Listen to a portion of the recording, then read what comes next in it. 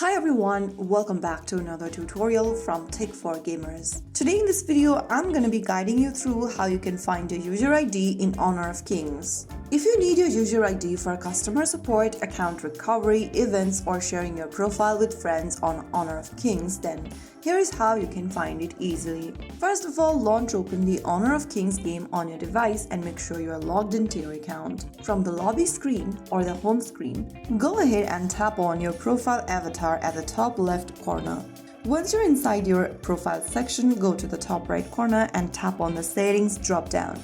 Now, from the options displayed in the pop-up, click on UID. You'll then find your user ID displayed on the screen. Go ahead and tap the copy button to copy your user ID. If you don't want to copy it, then you can also manually write it down or take a screenshot for future use. And that's it.